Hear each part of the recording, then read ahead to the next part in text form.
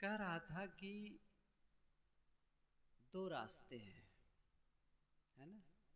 दो रास्ते हैं, एक रास्ता जो हमें आनंद की ओर ले जाता है और एक दूसरा रास्ता है जो दुख की ओर ले जाता है, अशांति की ओर ले जाता है। हमें चुनाव करना है किस रास्ते पर चलना है, और ये हमें अनुभव होता चला जाता है, महसूस होता है। कोई भी आदमी जब गलत करता है तो उसे पता रहता है, बाद में पता चल जाता है खुद। लेकिन लोभ में पड़कर, मोह में पड़कर कोई न कोई ऐसी मन में उसके अंदर कुछ ऐसी मांग होती है कि बस वही गलत रास्ता पकड़ लेता है और जीवन को ढकेल देता है कांटों वाले रास्ते पर। हमें बचना है, हम सबको। और ये हर आदमी कर सकता है। एक बात को ध्यान में रखो, आदमी में एक शक्ति है, एक ऐसी शक्ति है जो किसी दूसरे प्राणी में नहीं है। देखो, बहुत सारी शक्तियों में दूसरे प्राणी में बहुत है। कई मामले में दूसरे प्राणी बहुत आगे है, चाहे वो देखने को, सुनने को, दौड़ने को, बोझ उठाने को, बहुत मामले में मनुष्य से बहुत आगे है। बताओ, हाथी के समान क्या हम लोग बोझ उठा सकते हैं? घोड़े के समान, चीते के समान दौड़ सकते हैं? नहीं। चिल ऊपर गिद्ध उड़ता है ना, देखो, बहुत ऊपर जा कर के, और वहीं से अपना आहार ढूंढ लेता है, उसको दिखाई देता है। हम लोग उतने दूर से नहीं देख सकते हैं। कुत्ता जैसा सूंघ लेता है वैसा तो नहीं सूंघ पाते हैं। बहुत बातें हैं, बहुत आगे है। मनुष्य की विशेषता है वह निर्णय करता है, विचार करता है। मनुष्य की विशेषता है कि वह चुनाव करता है। चुनाव क्या करता है? क्या करना है, क्या नहीं करना है, ये उसमें स्वतंत्रता होती है। अब उसका ये स्वतंत्रता सब प्राणी में नहीं है। यदि हम दुखी हैं, इसका मतलब है हमने अपने जीवन को बिगाड़ा है। हम अशांत हैं, इसका मतलब है हमने अपने जीवन को अशांत बनाया है। हम बीमार हैं तो इसका मतलब हमने कुछ तो गड़बड़ी की है, कुछ असंयम किया है। चाहे आपके रिश्तों में कड़वाहट है, परस्पर के रिश्ते में कड़वाहट है, इसका मतलब है जो संबंधों के नियम हैं उसकी अनुपालना नहीं हुई है, कुछ तो चूक हुई है। और जब चूक समझ में आए तो बदलाव करने की स्वतंत्रता है, आप बदल सकते हो। जैसे पता चला कि रास्ता ठीक नहीं है, ये जो मैंने किया वो गलत किया है, बदल दो। और जब बदल देते हैं तो फिर रास्ता सुधर जाता है।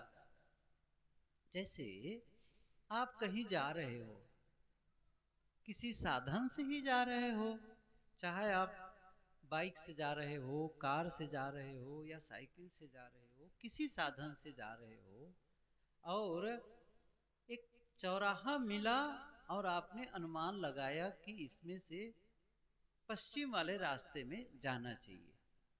आप चल पड़े आगे। जब 5-10 किलोमीटर चल लिए तब लगा कि कहीं भटक तो नहीं गया, दूसरा रास्ता तो नहीं पकड़ लिया। आसपास के लोगों से पूछे, भैया मुझे अमुक गांव जाना है। तो लोगों ने क्या कहा, अरे उसी चौराहे पर आप थे, वहीं से आपको पूरब जाना था।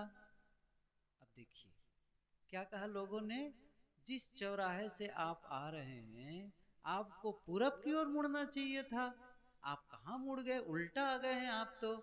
अब क्या करते हैं वहां? क्या आपने कहा आप चल दिया तो चल दिया, ऐसा नहीं कहते हैं। पता चल गया मैं गलत दिशा में आ गया तो आप मुड़ जाते हैं, और जैसे ही मुड़ जाते हैं वैसे आपका रास्ता सीधा हो जाता है, उसी रास्ते में लौट पड़ते हैं। बस जैसे लौटते हैं वैसे आपकी मंजिल नजदीक आने लग जाती है।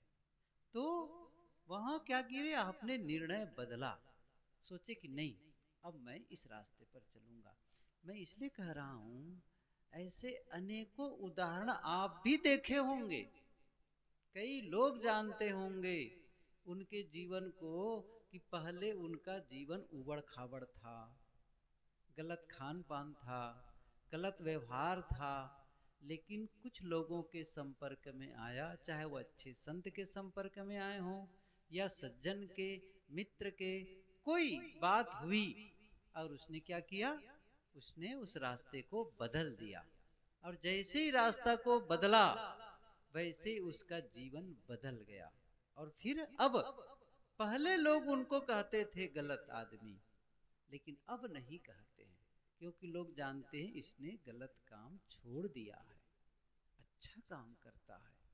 और जब अच्छा काम करने लग जाता है, लंबे समय तक अच्छा करने लग जाता है, तो फिर उसका लाभ उसको भी मिलता है, आसपास के लोगों को भी मिलता है। तो फिर हम सभी यदि इस समय दुख का अनुभव कर रहे हैं, अशांति का अनुभव कर रहे हैं, तो इसका मतलब नहीं है कि जीवन भर के लिए हमें कोई श्राप मिल गया है, या जीवन भर हम दुख वाले ही रास्ते पर जाते जाएंगे, ऐसा कोई नियम नहीं है।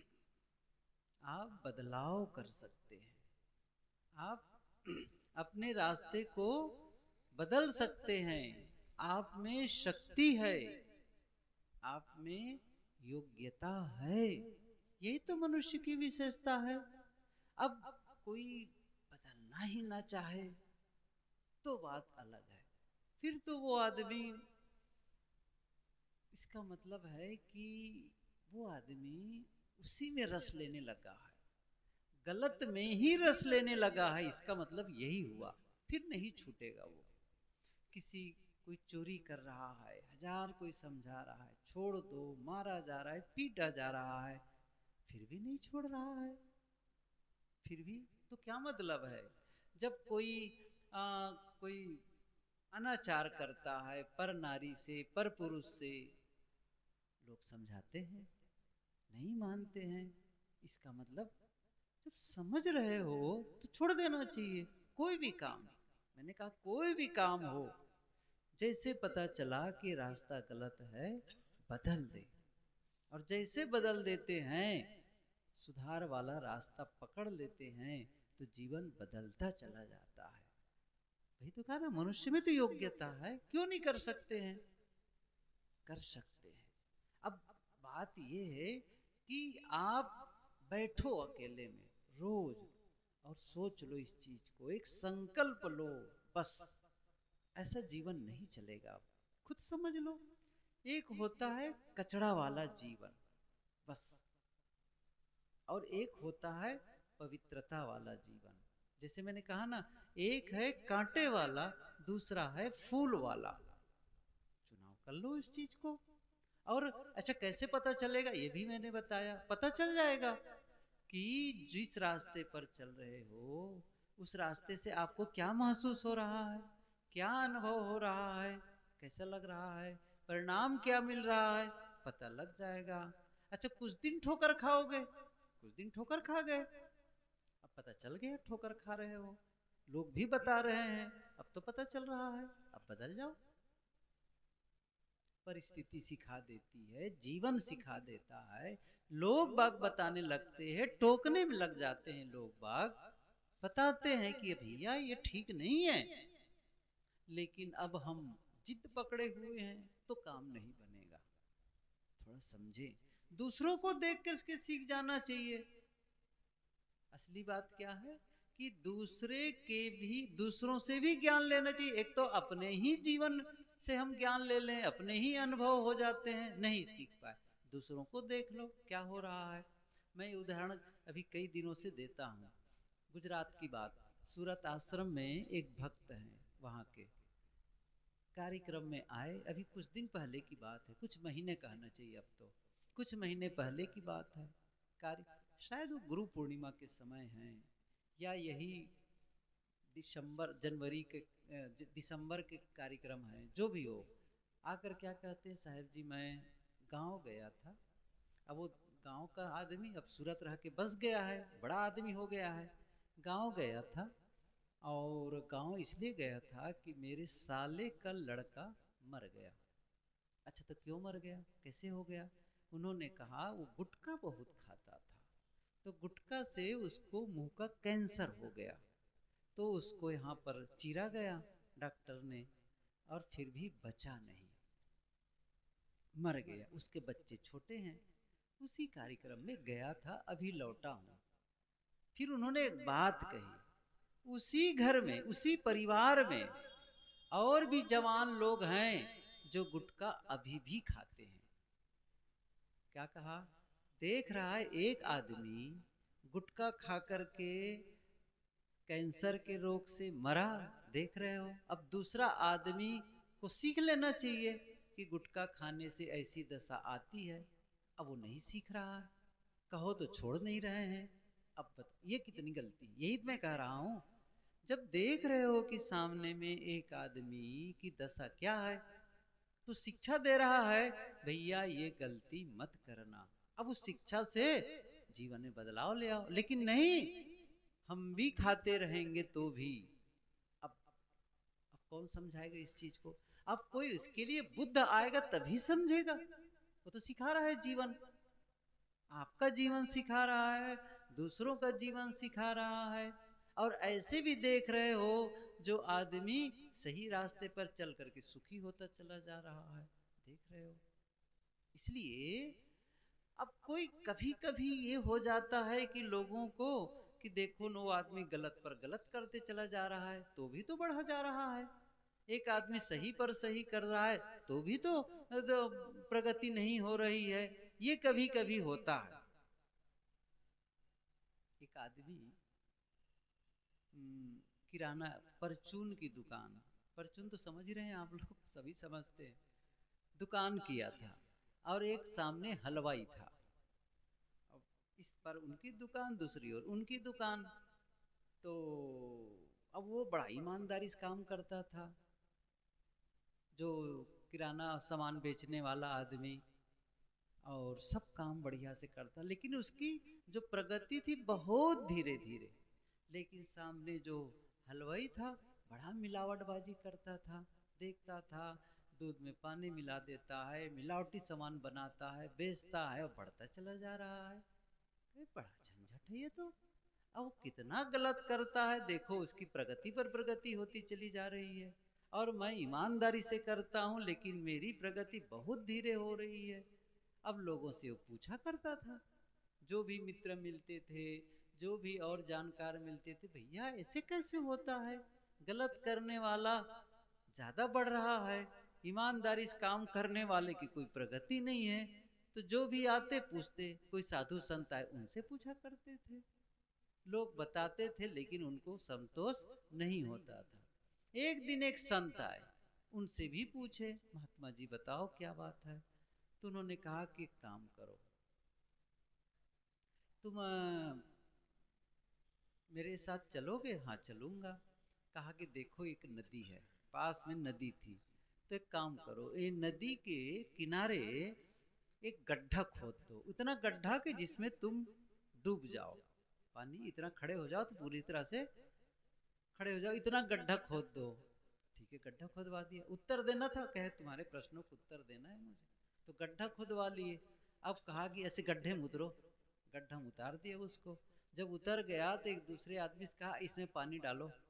नदी से भर भर के पानी डालने लगे। अब गले तक आ गया पानी। तब कहा कि महाराज जी रुकिए, अब क्यों भैया, अभी तक तो डूबे नहीं हो, अब क्या होगा? नहीं नहीं, अभी तक तो गले तक आया था। अच्छा गले तक, अब कहीं जो 4 बाल्टी और डाल देंगे तब तो मैं डूबी जाऊंगा। तब कहा बस यही उत्तर दे रहा था। किसी का पाप जो होता है ना, वो गले तक आता है, तब तक उसका परिणाम नहीं पता चलता है, और कहता है बस मजे में रहता है। लेकिन जैसे ही ऊपर आता है ना, वैसे ही वो डूबता है। ऐसे ही होगा, अभी वो पूरा भरा नहीं है उसका घड़ा। कहते हैं ना, पाप का घड़ा अभी भरा नहीं है। एक दिन जब भर जाएगा तो क्या हो जाएगा, तब वो फूटेगा। इसलिए ये सोचो मत कोई आदमी गलत करके भी बढ़ता चला जा रहा है, ऐसा नहीं होगा, कभी नहीं हुआ है। गलत का परिणाम गलत आएगा, देर हो सकती है, लेकिन ऐसा नहीं होगा कि गलत का परिणाम सही आए।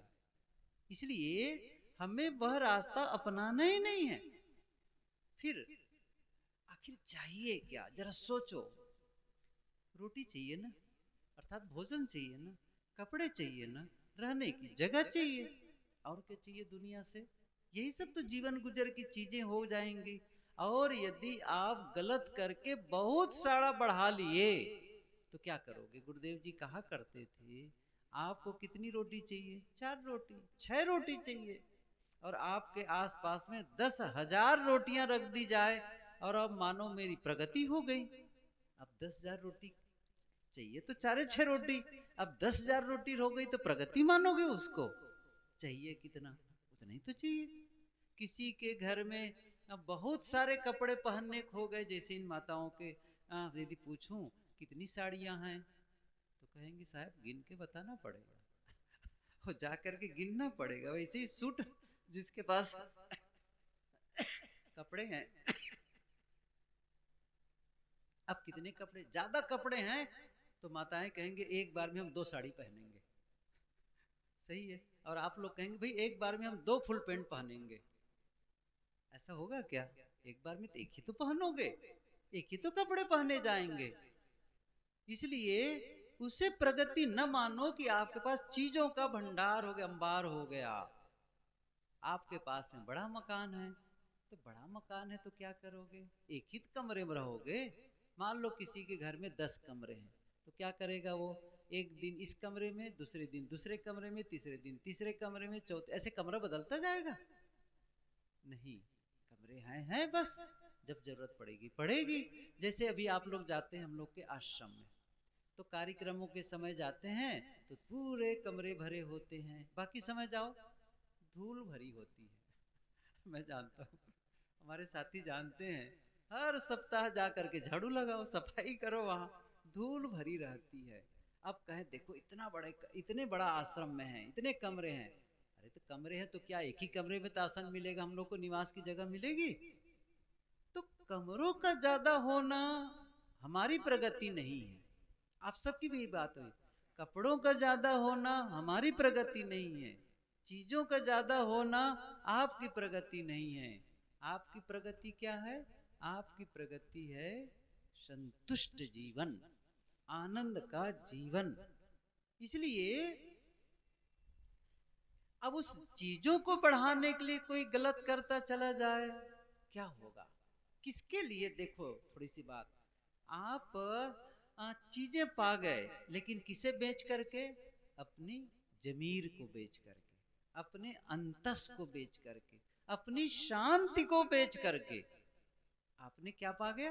कुछ चीजें पा गई। क्या मतलब निकलता है? खो तो दिए अपने को, क्या बचा? जब आप अपने को ही आप कितने मूल्यवान है बताइए? आप बहुत ज्यादा मूल्यवान है। आपकी शांति मूल्यवान है, आपका आनंद मूल्यवान है। चीजें बढ़ गई लेकिन आपकी बेचैनी बढ़ गई, आपकी बीमारी बढ़ गई। अब क्या मतलब है? अरे बीमारी न होती भले चीजें कम होती, अशांति न बढ़ती भले चीजें कम होती। मेरा मतलब यह भी नहीं है कि चीजों को बढ़ाने के लिए काम न करें, आप बढ़ाओ, लेकिन अपने को खोकर नहीं। आपके संबंध खराब हो गए, ध्यान ही नहीं दिए परिवार के लोगों के साथ में रहने का, उनसे बातचीत करने का, उनसे प्रेम करने का, उनके साथ कुछ कहीं घूम फिर लें, चलो भाई ठीक है, घर की महिलाएं हमेशा घर में उलझी रहती थी, चलो कुछ दिन इनके साथ में बाहर कुछ समय के लिए ले चलें। समय नहीं निकाल पाए, अब कैसे होगा? समय बीत जाता, बच्चों के साथ खेलने का समय नहीं, बैठने का। अभी मैं हरियाणा में था, एक शहर, बड़ा शहर, क्या बताऊं, उस घर में बहुत बढ़िया घर, पहली बार गया था, बुलाए थे स्पेशली वहां। तो अच्छा मकान खरीदे, अभी कुछ दिन पहले ही खरीदे हैं, कह रहे हैं कुछ महीने पहले। लेकिन घर मालिक को देखा रात में 10-11 बजे आते, 2 बच्चे उनके, और सुबह फिर इतना जल्दी जल्दी उठते हैं, तैयार होते हैं, फिर भागते हैं। यहाँ तक के रविवार के दिन, उनके घर रविवार रुका था, नहीं मेरे पास समय नहीं, फिर भागे ऑफिस। कमाल हो गया, बैठे रहे कुछ देर, रविवार रहा तो थोड़े बाद में जाऊंगा, ऐसे कहा करके मेरे लिए कुछ कहिए। मैंने कहा मैं तो वैसे ही देख करके हैरान, उनके दौड़ को देख करके। और सच बताऊं, जिस दिन हम लोग जा रहे थे, उस दिन जब गए ना, तो उसको खाने का अवसर नहीं था, तो पत्नी उसको खड़े होकर बनाती नहीं रोटी, ऐसा वो प्लेटफार्म, ऐसा आजकल तो ऊंचा किचन होता है, उसी पर बना रही थी, और खड़े खड़े उसी में से खा रहे थे वो, कि मेरे पास समय नहीं है। अच्छा, मैं देख भी रहा था, मैं सच बता रहा हूँ इस चीज को। बच्चों के लिए समय नहीं, मैंने कहा बच्चों के लिए समय नहीं आपके पास में। और उनके बच्चे भी परेशान रहे, कहे कि मम्मी बहुत डांटती है, ऐसा करती वैसा करती है। अब देखो वो भी पढ़ाने जाती थी, कमाल की बात है। सचमुच मैंने कहा इतनी भाग दौड़ वाली जिंदगी तो मैंने पहले देखी ही नहीं थी। जिस आदमी को अपने बच्चों के लिए समय नहीं, माँ के लिए समय नहीं, पत्नी के लिए समय नहीं, उन्हीं के घर सत्संग, और उसको समय नहीं निकाल पाए कि मैं बैठ सकूं 10 मिनट, नहीं बैठ पाए। मैंने कहा कि भैया आपके बच्चे हैं, उनको जरूरत है थोड़ी बातचीत करने की, उनके भी मन में कुछ होता होगा, कभी उनके साथ में कहीं चले जाने का। फिर ये अवसर नहीं आएगा, एक समय आएगा कि बच्चे आपके पास रहना नहीं चाहेंगे, वो खुद दूर चले जाएंगे। लेकिन अभी अवसर है, अभी उनके दुख सुख को समझना है, अभी कुछ समस्या उनके जीवन में उसको देखना है, और आप उनसे कोई वार्ता ही नहीं कर पा रहे हैं। कैसा जीवन है ये? हाँ बात तो सही है, इतनी सी बातें कहे बस, लेकिन भागम भाग क्या मतलब है? एक भाई, अभी छत्तीसगढ़ की बात थी, मैंने कहा कि वो भी वैसी देर में उठना, रात में बहुत देर में, रात में दुकान बंद करके आते थे, सुबह देर में उठते थे। मैंने एक बात कही, देखो भैया, जब आपके लिए भोजन की व्यवस्था नहीं होती रही होगी, तब एक समय था जब आप चाहे सिर तोड़ परिश्रम करते रहे। अब तो पता हो गया ना, अपनी अपनी व्यवस्था कर ली है, अब बदलो अपने आप को। और ऐसा करते करते स्वास्थ्य को खराब करोगे, संबंधों को खराब करोगे, तो क्या मतलब निकलता है? कम करो आमदनी, पहले दुकान बंद करो, थोड़ा और ऐसा कुछ कर लिया करो, सुबह जल्दी उठो, अपने स्वास्थ्य पर ध्यान रखो। ठीक है, चीजें आ रही है, अब पता चल गया है, उसी में से कम हो जाएगी थोड़ी सी, लेकिन एक लंबे समय तक सुखी जीवन जीते रहोगे और जल्दी खिया जाओगे, मतलब एकदम से घिस जाओगे जल्दी से, कैसे काम बनेगा? उनको भी कहा, समझ तो बात आती है, लेकिन आदमी नहीं बदलते हैं, बड़ा गजब है ये, कैसे होगा? फिर मैं एक उदाहरण दिया उनको, दिल्ली में एक बार एक संत से मिलने जा रहा था, दूर एक छतरपुर में एक संत आए थे, जैनी संत थे। एक भाई ने कहा साहब मैं अपनी गाड़ी से ले चलूंगा, ले जा रहे थे। फिर दिखाए एक हयात होटल है, वो 5 स्टार होटल, कहे साहब इस होटल में पहले मैं योगा सिखाने आता था, शुरू शुरू में आया था, प्रयागराज का वो लड़का, अभी भी कुंभ मेलम फिर आए थे हमारे कैंप में, अब तो बाप बन गया है।